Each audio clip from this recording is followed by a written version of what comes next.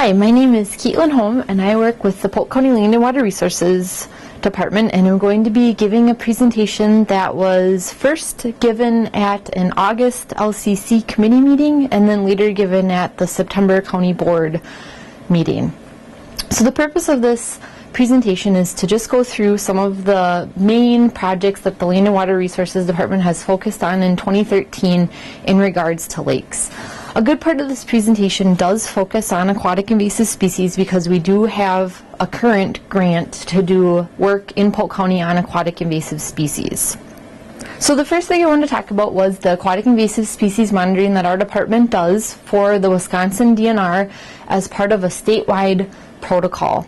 So right now we're actually in the third year of data collection, and approximately 200 lakes per year across the entire state are chosen for this monitoring. So right now, probably around 600 lakes have been monitored for aquatic invasive species. And one thing I did want to stress is that these lakes are randomly picked. So the map up here of Polk County obviously has a bunch of different dots on it. And the most recent sampling year, 2013, the lakes are represented by the red dots, 2012 by the orange dots, and then 2011 by the green dots. The first thing that we always do when we complete the AIS monitoring is just collect some basic water quality data. So the photos on the left there are actually of a Secchi disc, which is an 8-inch diameter disc with alternating black and white quadrants, and all we do is lower that disc down into the water until it just disappears, and then bring it back up until you can just see it. And the string there is measured in foot increments, and so you basically just record that depth where that disc is last seen at, and it's a really easy way to get a measure of water clarity. The other photos there on the right are of our probe, and the probe is used to collect a whole suite of data, but what we really care about for the aquatic invasive species monitoring is that conductivity reading. That close-up on the bottom is actually what the probe looks like, and we lower that into the water right at the surface and press a few buttons, and there you've got your readings. Again, it outputs a lot of different data, but what we care about is conductivity, a measure of the ions in the water, and this is important because of the zebra mussels, and they actually need calcium to be able to build their shells. So if that conductivity reading, which gives us an indicator of calcium, is low enough, we actually don't sample for zebra mussel veligers, which again, zebra mussels are another aquatic invasive species, and the veliger is just that immature stage of the zebra mussel that can't really be seen without a microscope. So moving right along, the next thing that we do when we implement this aquatic invasive species monitoring is sample for zebra mussel veligers and spiny water fleas. So the picture there on the left is actually a really large net that we use, and depending on if you're doing zebra mussels or spiny water flea, you use a different net, just different in their size of mesh.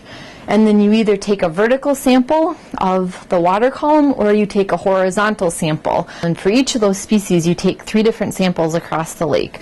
So once you pull that net up, the pictures on the right are that cup that's on the bottom of the net. And the picture on the bottom there is actually a close zoom in of what we got in our net. And that's all zooplankton. Zooplankton being that link in the food chain between algae and fish. So the species in that cup aren't necessarily aquatic invasive species. In fact, we haven't found zebra mussels or spiny water fleas in any Polk County lakes yet, but some graduate student goes through all of those samples, all of those different zooplankton, and looks for aquatic invasive species, those microscopic ones that we can't really see with the naked eye.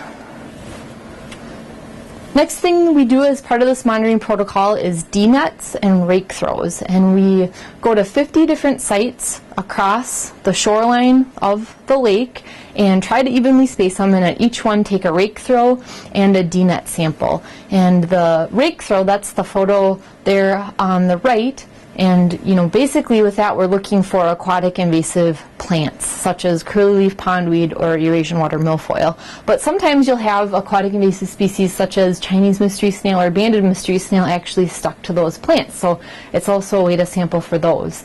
And then we also use the D-net, which is on the left, and it's basically a net on a long pole, and you just skim that along the bottom of the lake and pull it up, and depending on the sediment type, it might be pretty mucky and you'll have to use your hand to get it to strain through, but on the bottom there's a fairly clean sample. Down there we've got a big dragonfly nymphal stage, but all those little circles are actually snails. And so even though they aren't the invasive snails, we do send all snails to a lab in La Crosse, and the graduate student there is doing a study on them. And then the last part of this protocol is actually snorkeling, and that's kind of the pictures on the top. We always do use a dive flag for safety, and there's always 2 of us diving. What we do when we complete this part of the protocol is snorkel the boat landing, any boat landings, for 15 minutes if there's 2 people, and then 5 sites within the lake for 5 minutes.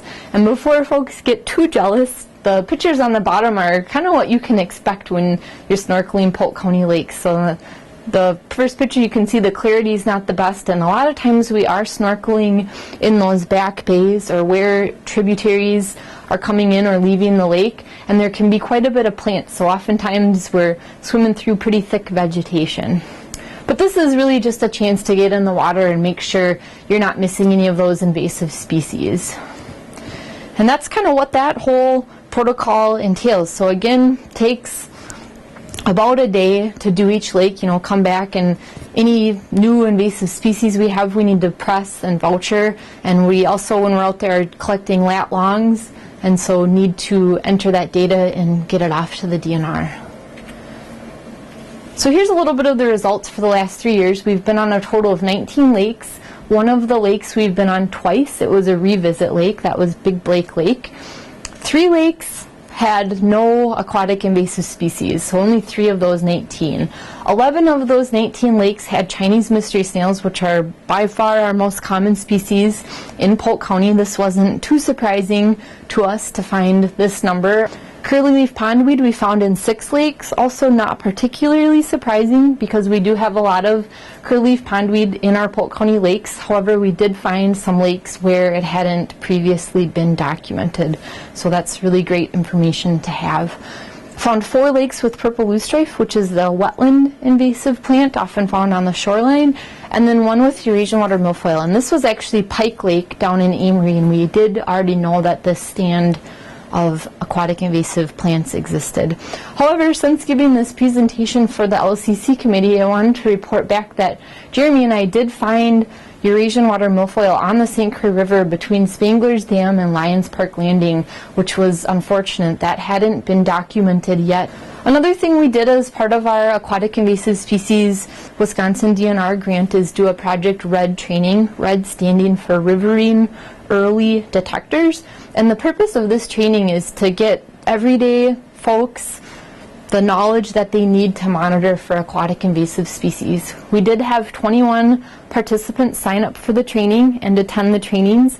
We did 2 sessions, a weekday and a weekend, to try to accommodate different schedules. So you can see from the photos here, the training actually involved an indoor portion where folks were given the skills they needed to identify invasive species, learn a little bit about what invasive species we have in Polk County and where. And then the second part of the training, we actually got out on the river, and folks had a chance to use the GPS units, learn how to do the protocol, learn how to enter the data, and find that monitoring for invasive species can be enjoyable as well. The good thing about this training is the partners. So you can see on the bottom, this project wouldn't have happened without support from the River Alliance of Wisconsin, St. Croix River Association, the county, Wisconsin DNR, and the National Park Service. Another project I wanted to just mention, because we've done a number of plant surveys so far this year. Out on Big Blake Lake, we've done 2 plant surveys, and Big Round 1. And so you can see these are really different lakes. Big Blake Lake is on the left. There are grids for each lake, and on Big Blake Lake, you can see there's about 300 sampling points on this 200-acre lake. And then with Big Round Lake, we've got about a 1,000-acre lake with about 500 sampling points. So these grids are generated by the DNR and then downloaded to a GPS unit, and then we actually go out on the boat to each of these points across the lake.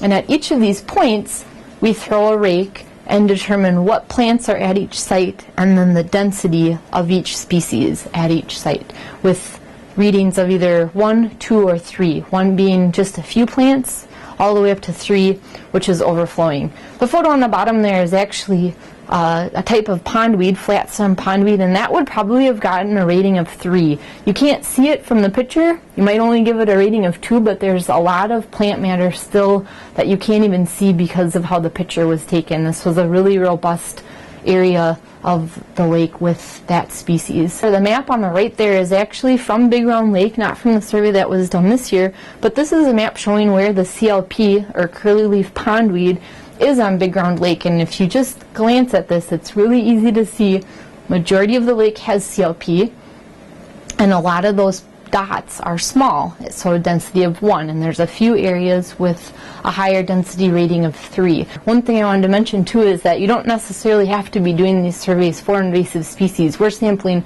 every plant out there, even the beneficial ones, so you could theoretically make a map of each species if that was something that you were interested in doing.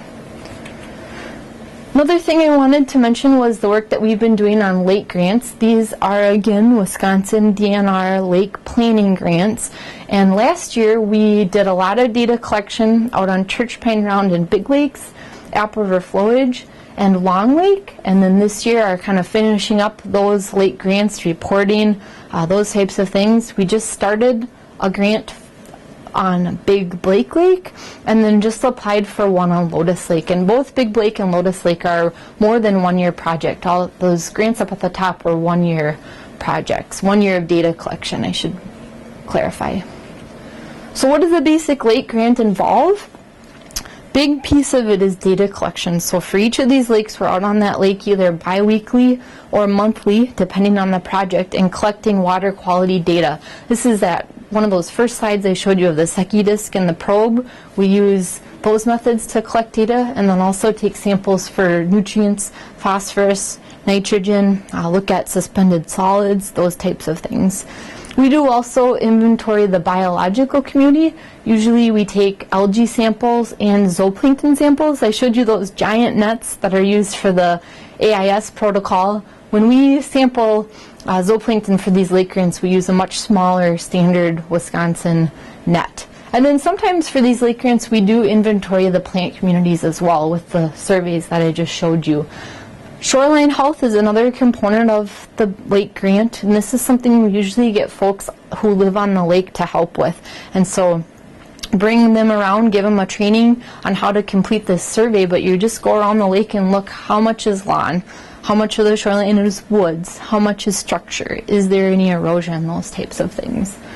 We also look at land use within the watershed for each lake, the watershed being that area of land that drains to a specific lake. So it's typically much bigger than the lake itself, and we clarify the percentage of agriculture, percentage of residential, percentage of wetlands, forests, pasture, those types of things. And then we also do develop a nutrient budget for the lake, and this is usually based on the nutrient phosphorus, which is that nutrient that in excess is responsible for excessive plant and algae growth. So at the end of all this data collection, we actually can tell where the majority of those nutrients are coming from into a particular lake. Another big piece of the basic lake grant is educational programs. A lot of times we'll do a pontoon classrooms with folks who live on the lake and show them how we collect all this data. Another thing we typically do is a workshop on shoreline restoration or rain gardens. And another big thing that we try to do, and mostly through meetings, but also educational, is present all of this data to the folks who live on the lake. So those findings that we found, making sure we convey that to the folks who are making decisions for those lakes. Big part of those meetings also is to develop a lake management plan. And a lake management plan starts with the idea of how do you want your lake to look in 20 years, and then how are you going to get there. So the lake management plan identifies goals, objectives, and then action items for how to make changes on a lake. And these lake management plans are really thorough. They've got a timeline. When do you want to do X project? Who's going to pay for it? Who's the responsible party? Is there any grant funding that can help implement that project?